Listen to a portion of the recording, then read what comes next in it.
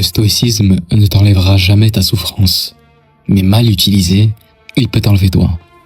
Le stoïcisme attire parce qu'il promet du calme dans le chaos, de l'ordre dans le désordre et une forme de solidité intérieure quand tout autour de toi vacille.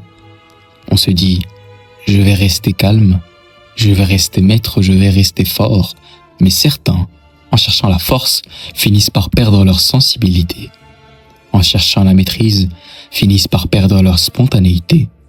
Et en cherchant la paix, finissent par perdre leur humanité. Ce glissement ne fait pas de bruit, il n'explose rien. Il use, il érode, il efface. Et un jour, tu t'aperçois que tu ne réagis plus, que tu ne sens plus, que tu ne sais même plus ce que tu veux réellement. Tu n'es pas devenu plus sage, tu es devenu plus absent. Et c'est ainsi que le stoïcisme devient non pas une libération, mais une aliénation.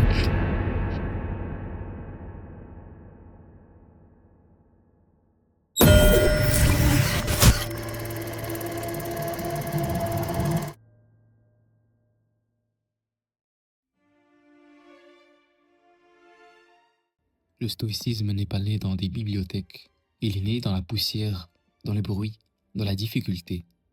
Ce n'était pas une esthétique froide, mais une discipline vivante, forgée pour tenir debout quand la vie t'écrase. Notre cher philosophe Épictète n'enseignait pas depuis un confort romain, il enseignait après avoir été brisé par l'esclavage. Dans le manuel, il commence par ce qui était pour lui une ligne de survie. Il disait, je cite, « Il y a ce qui dépend de toi et ce qui ne dépend pas de toi. » Pas une maxime spirituelle, mais un outil pour rester digne dans le pire. Marc Aurèle également n'écrivait pas pour paraître sage, il écrivait pour ne pas sombrer. Un empereur en pleine guerre, en pleine peste, il notait dans ses pensées, je cite, « Ta vie est façonnée par tes pensées. » Ce n'est pas « ignore ce que tu ressens », mais plutôt « ne laisse pas ton émotion penser à ta place ».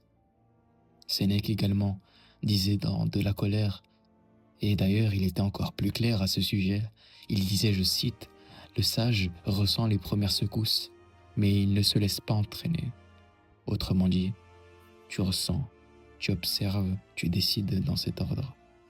Mais quand on réduit le stoïcisme à encaisser sans rien dire, rester impassible quoi qu'il arrive, ou se couper de ses émotions, alors il perd son sens, il perd son équilibre, il perd son humanité. Une philosophie née pour te redresser commence lentement à t'empêcher de vivre.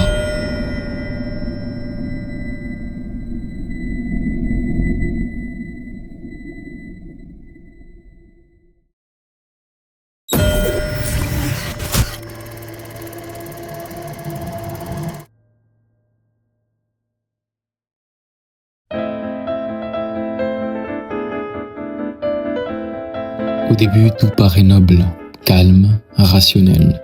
Tu te dis que tu dois rester calme, alors tu retiens une réaction, puis deux, puis trois, et ainsi de suite. Tu te dis également que tu acceptes ce que tu ne contrôles pas. Très bien, mais tu commences aussi à accepter ce que tu devrais refuser, n'est-ce pas? Tu dis que tu dois contrôler tes émotions, mais tu les bloques, tu les tords, tu les fais taire, et petit à petit, tu passes de contrôler à comprimer, de comprimer à étouffer, et enfin, de t'étouffer à t'effacer. Et le plus dangereux, c'est que tu crois encore maîtriser, alors que tu commences déjà à disparaître.